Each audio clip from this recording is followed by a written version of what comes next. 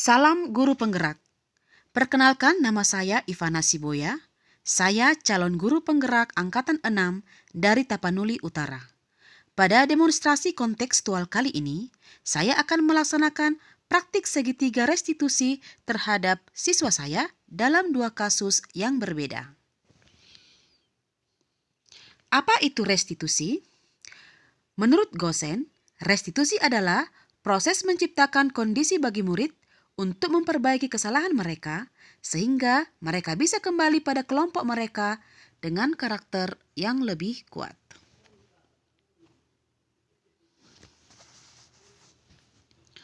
Segitiga restitusi dalam prosesnya meliputi 3 tahapan, yaitu yang pertama, menstabilkan identitas, yang kedua, validasi tindakan yang salah, dan yang ketiga, menanyakan keyakinan. Saat ini, saya akan mempraktekkan segitiga restitusi terhadap dua kasus yang berbeda. Kasus pertama, pada saat latihan upacara, tanpa sengaja, Keisha merusak teks pembukaan Undang-Undang Dasar 1945, tetapi tidak memberitahukannya, sehingga pada saat upacara bendera terjadi kendala karena teks tersebut rusak.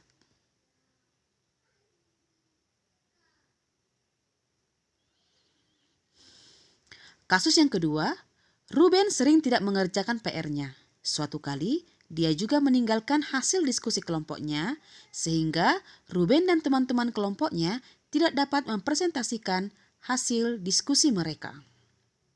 Kasus pertama, siswa merusak teks pembukaan Undang-Undang Dasar 1945.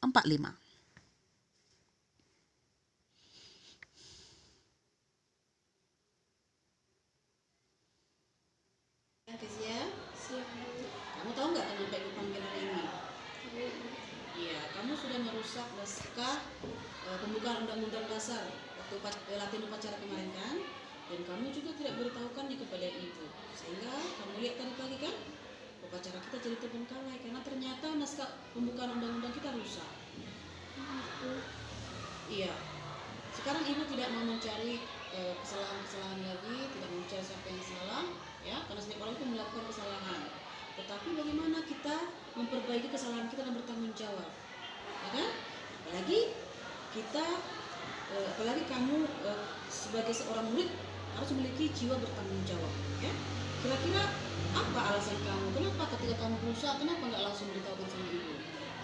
Saya nggak sengaja tapi saya jadi takut sekali sama ibu karena saya juga merasakan. Iya, kamu tidak sengaja dan kamu takut ya. Ya, tapi kamu lihat kan apa akibatnya pada kegiatan upacara kita tadi pagi kan? Iya. Jadi menurut kamu itu baik atau tidak? Tidak baik, Bu. Iya, apalagi kita kan sudah memiliki keyakinan kelas ya kan? Iya, Bu. Memiliki keyakinan kelas yang kita yakini bersama. Kamu masih ingat apa keyakinan kelas kita? Masih Apa gitu kan? bertanggung jawab, bersyukur, bersyukur, saling menghormati, dan menjaga kedisiplinan satu. Iya, kira-kira yang mana yang kamu langgar di situ?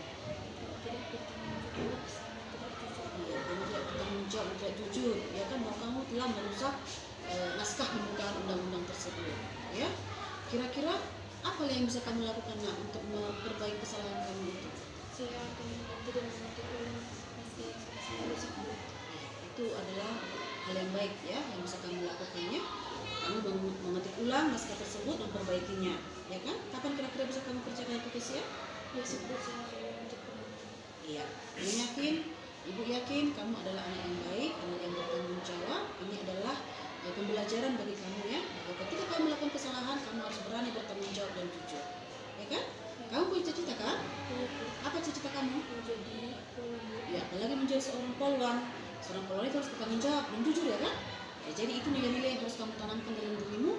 Ini pembelajaran bagi kamu untuk menjadi anak, menjadi orang murid yang lebih baik lagi. Ya, Kis ya? Oke, sekarang kamu bisa kembali ke kelas kamu. Perasaan siswa yang merusak teks pembukaan Undang-Undang Dasar 1945 setelah melakukan praktik segitiga restitusi. Perkenalkan, saya Keisha Utasoid. Saya dari kelas 92. Perasaan saya saat Ibu Sibuya melakukan restitusi terhadap masalah saya adalah awalnya saya sangat panik dan takut karena kesalahan yang saya lakukan ini cukup mengganggu teman-teman saya saat melakukan upacara. Namun pada akhirnya saya merasa lega dan senang karena Ibu Sibuya tidak memarahi saya, melainkan memberikan nasihat yang baik dan memotivasi diri saya. Sekian, terima kasih. Kasus kedua, siswa jarang mengerjakan PR dan meninggalkan bahan presentasi hasil kelompok diskusi kelompok. Ruben? Selamat siang, Bu. Ya, kamu tahu kenapa Ibu panggil hari ini? Tahu, Bu. Ya, kamu sering ya nak tidak mengerjakan PR waktu pelajaran bahasa Inggris ya? Iya. Dan tadi pagi juga kamu tidak membawa hasil kerja kelompok kamu ya bersama dengan teman-teman kamu, Iya, maaf, Bu. sehingga kamu tidak presentasi Iya. tadi pagi kan? Iya, Bu. Iya. Jadi sekarang ibu tidak mau mencari kesalahan lagi ya, setiap orang itu melakukan kesalahan, tapi bagaimana kamu bisa memperbaikinya ya. Kira-kira kenapa kamu sering tidak mengerjakan PR, Ruben? Kalau malam, Bu, saya main HP, Bu, sampai larut malam, Bu. Setelah itu pagi-paginya terlambat bangun, Bu, telat, Bu. Setelah itu tugasnya ketinggalan, Bu. Oh, jadi kamu main handphone sampai larut malam, Iya. sehingga tidak mengerjakan PR. Iya, Bu. Ya, jadi karena kemalaman juga kamu main handphone, jadi terlambat bangun. Jadi dari pagi sehingga tinggal. Iya, Bu. Iya. Jadi menurut kamu apa yang kamu lakukan itu baik atau tidak? Iya, Bu. Iya, tidak baik ya nak. Tidak baik ya. Apalagi kan kita memiliki keyakinan kelas kan? Iya, Bu.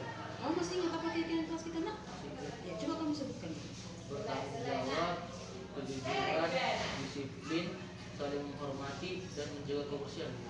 Iya. Jadi kira-kira keyakinan mana lah yang sudah kamu langgar di situ, Ruben? Bertanggung jawab dan disiplin, Bu.